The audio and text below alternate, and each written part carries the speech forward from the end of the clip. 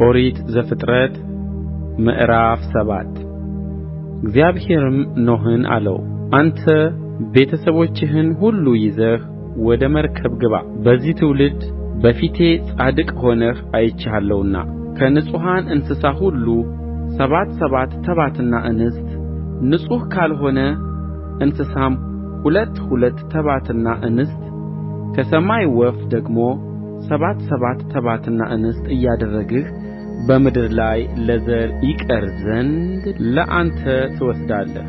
ከሰባት ቀን በኋላ 40 ቀንና 40 ሌሊት በምድር ላይ ዝናብ አዘንባለሁና የፈጠርሁትንም ፍጥረት ሁሉ ከምድር ላይ አጠፋለሁና። ኖኅም እግዚአብሔር እንዳዘዘው ሁሉ አደረገ። ኖኅም የጥፋት ውኃ በምድር ላይ በሆነ ጊዜ የ600 ዓመት ዕድሜ ነበረ። ኖኅም ስለ ጥፋት ውኃ ልጆቹንና ሚስቱን የልጆቹንም ሚስቶች ይዞ ወደ መርከብ ገባ።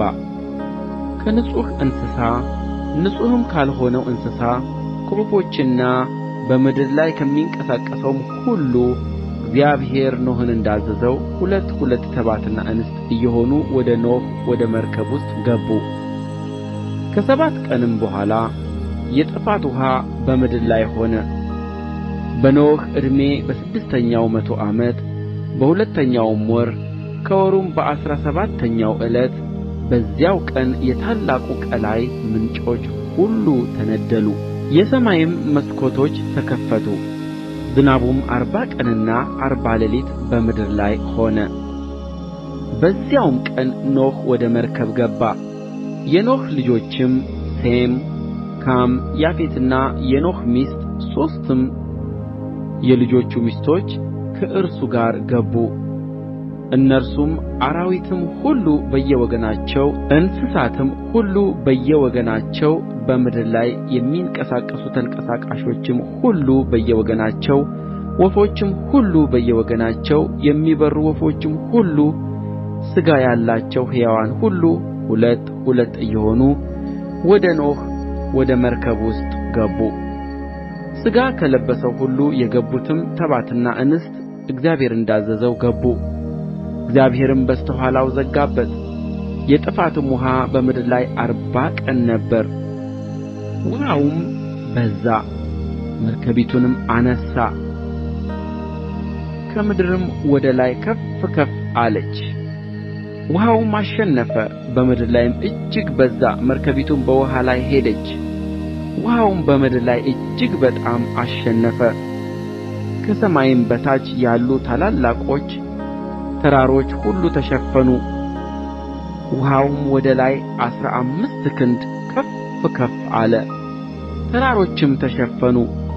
በምድር ላይ ሥጋ ያለው የሚንቀሳቀሰው ሁሉ፣ ወፍም፣ እንስሳውም፣ አራዊቱም፣ በምድር ላይ የሚርመሰመሰው ተንቀሳቃሹም ሁሉ፣ ሰውም ሁሉ ጠፋ። በየብስ የነበረው በአፍንጫው የሕይወት ነፍስ እስትንፋስ ያለው ሁሉ ሞተ። በምድር ላይ የነበረውም ሁሉ ከሰው ጀምሮ እስከ እንስሳ ድረስ እስከሚርመሰመሰውም ሁሉ ድረስ እስከ ሰማይ ወፍ ድረስ ተደመሰሰ፣ ከምድርም ተደመሰሱ። ኖኅም አብረውት በመርከብ ከነበሩት ጋር ብቻውን ቀረ። ውኃውም 150 ቀን በምድር ላይ አሸነፈ። ኦሪት ዘፍጥረት ምዕራፍ 8 እግዚአብሔርም ኖኅን በመርከብም ከእርሱ ጋር የነበረውን አራዊቱን ሁሉ እንስሳውንም ሁሉ አሰበ። እግዚአብሔርም በምድር ላይ ነፋስን አሳለፈ፣ ውኃውም ጎደለ፣ የቀላዩም ምንጮች የሰማይም መስኮቶች ተደፈኑ፣ ዝናብም ከሰማይ ተከለከለ። ውኃውም ከምድር ላይ እያደር ቀለለ። ከ150 ቀንም በኋላ ውኃው ጎደለ። መርከቢቱም በሰባተኛው ወር ከወሩም በ17ኛው ቀን በአራራት ተራሮች ላይ ተቀመጠች። ውኃውም እስከ 10ኛው ወር ድረስ ይጎድል ነበር። በ10ኛውም ወር ከወሩም በመጀመሪያው ቀን የተራሮቹ ራሶች ተገለጡ። ከ40 ቀንም በኋላ ኖኅ የሠራውን የመርከቢቱን መስኮት ከፈተ፣ ቁራንም ሰደደው፣ እርሱም ወጣ። ውኃውም ከምድር ላይ እስኪደርቅ ድረስ ወዲያና ወዲህ ይበር ነበር። ርግብንም ውኃው ከምድር ፊት ቀልሎ እንደሆነ እንድታይ ከእርሱ ዘንድ ሰደዳት። ነገር ግን ርግብ እግርዋን የምታሳርፍበት ስፍራ አላገኘችም። ወደ እርሱም ወደ መርከብ ተመለሰች።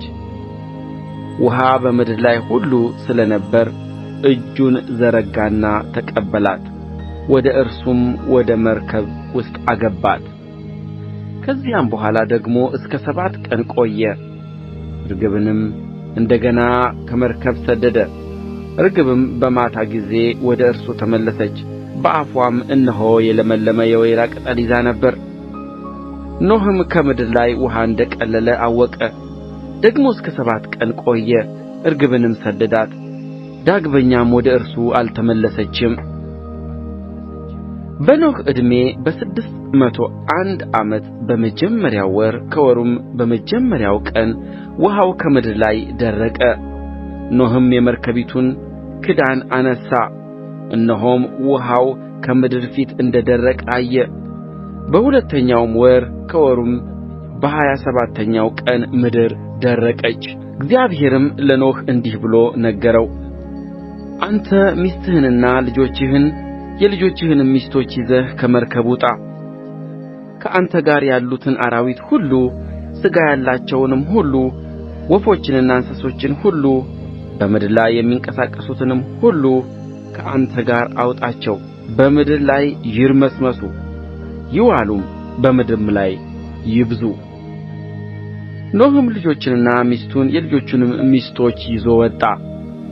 አራዊት ሁሉ፣ ተንቀሳቃሾች ሁሉ፣ ወፎችም ሁሉ፣ በምድር ላይ የሚርመሰመሰው ሁሉ በየዘመዳቸው ከመርከብ ወጡ። ኖኅም ለእግዚአብሔር መሠዊያን ሠራ፣ ከንጹሕ እንስሳ ሁሉ ከንጹሐን ወፎችም ሁሉ ወሰደ። በመሠዊያውም ላይ መሥዋዕትን አቀረበ። እግዚአብሔርም መልካሙን መዓዛ አሸተተ። እግዚአብሔርም በልቡ አለ: ምድርን ዳግመኛ ስለ ሰው አልረግምም፣ የሰው ልብ አሳብ ከታናሽነቱ ጀምሮ ክፉ ነውና።